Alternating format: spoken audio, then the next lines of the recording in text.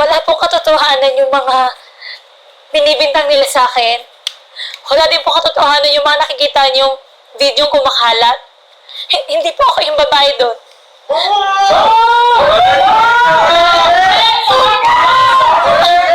Maniwala ka lang sa akin. Hindi po ako yun. Malandi! Malandi! Malandi! Ano, Aryan? Nagustuhan mo ba yung regalo ko sa'yo? Ikaw, Kat? Ikaw ang may pakana nun? Oo, naiinis kasi ako sa'yo. Tsaka alam mo kung bakit? Dahil aagawin ko sa'yo si Renz. Lahat gagawin ko para makuha ko sa'yo si Renz. Ano ba kasalanan ko sa'yo? Ha? Bakit ginaganito mo ako? Alam mo, wala namang masyado eh. Bida-bida ka lang. Ah! Grabe ka naman. Alam mo, umpisa pa lang yan eh. Papunta pa na tayo ng impyerno. At uunahin kita doon. Renz! Ah! Renz, sinampal ako ng girlfriend mo. Aryan! Sinampal mo si Kat? Hindi ko sinampal yan. Nagkagawa-gawa ka na naman. At saka, grabe ka, Aryan. Boyfriend mo ko! Paano mo nagawa sa akin to, Aryan? Ano yung mga nakikita akong video mo online? Umatol ka? Umatol ka sa ganong klaseng lalaki?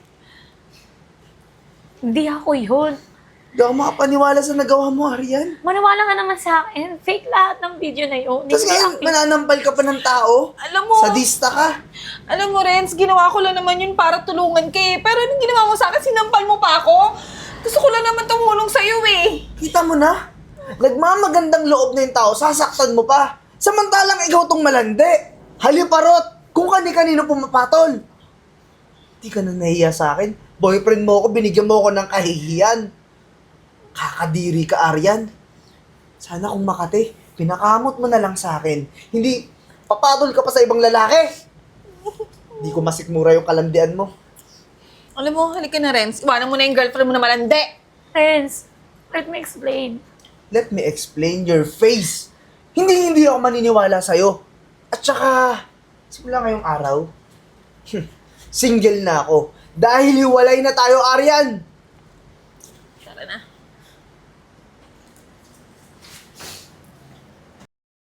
Buhay ko, inahalay ko sa'yo, Rex. Hindi mo ko pinakinggan. Hindi mo ko binigyan ng chance magpaliwanag. Ngayon, silang-sila na ako sa mga tao. Sa mga taong nagmamahal sa akin noon. Mabuti pa. Mawala na lang ako. Sa ulo ng nagbabagang balita, isang sikat na aktres na nagngangalang Aryan Jane Kilatan ang kumitil ng sariling buhay dahil sa isang skandalo na sangkot siya. Sa mga susunod pang balita at tabayanan dito lang sa TV Patrol. Renz, Kasalanan ko to, Kat. ano ka ba? Uy, Aryan. hindi mo kasalanan yun. Tumingin ka sa akin. Hindi mo kasalanan yun. Lahat na nangyari kay Aryan, deserve niya yun kasi malandi siya. Huwag mo sisihin yung sarili mo. Wala na si Aryan dahil sa akin, Kat. Aryan. Ano ka ba? Tsaka huy, andito naman ako eh. Hindi mo kailangan malungkot.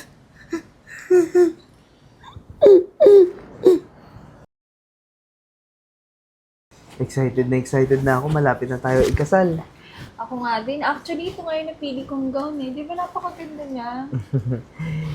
Yan. Kung okay naman yan sa'yo, di puntahan natin para masukat mo. Excited na ako. Ay. Kat, anong problema sa kuryente ngayon? Aryan! Hindi kayo magiging masaya.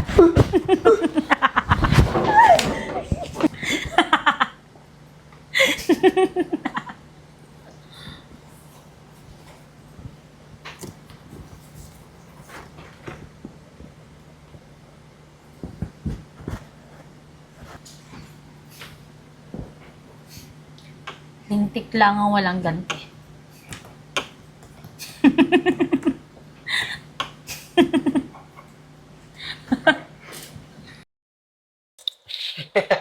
Maraming salamat po sa lahat ng umattend sa aming engagement party ng aking magiging future wife na si Kat.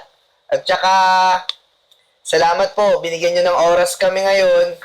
At sana yung mga umattend, yung mga mukha nyong yan, maka-attend din sa mismong araw ng kasal namin. Meron po ba kayong mga katanungan?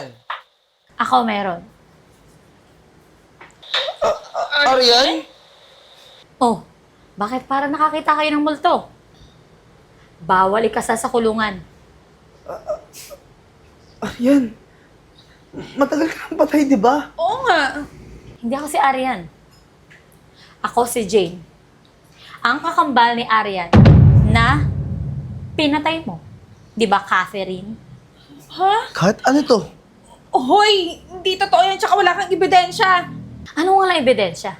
Nasa pulisya na lahat ng mga ebidensyang nakalap ko. Nakalap ko na sumasaad doon, gawa-gawa mo lang lahat ng mga video ando doon. Ang sama mo, Kat! Mahal, huwag ka maniwala sa kanya. Hindi Hindi totoo pa yung ako sinasabi tapos. niya. Na naging dahilan kung bakit kinitil ni Arian ang sarili niyang buhay. Hoy, kung namatay si Arian, deserve niya yung kasalanan niya, yung katangahan niya yun. Huwag mo nga sa akin sinisisi. Oh, mahal, hindi totoo yun. Huwag ka man... Bitawan mo ako. Napakasama mo. Mahal. Chip, dampotin niyo na to. Oh, Wala akong kasalanan. Tulungan mo ako. Wala akong kasalanan! Sumama ka sa akin ng maayos. Kung ayaw mo masaktan. Renz, tulungan mo ako. Tara! Napakasama mo. at ikaw na lalaki ka, na hindi mo binigyan ng chance yung kapatid ko magpaliwanag. Hindi mo kinampihan na hindi mo napagtanggol. Sana, habang buhay dalhin ng konsensya mo yung pagkamatay ng kapatid ko.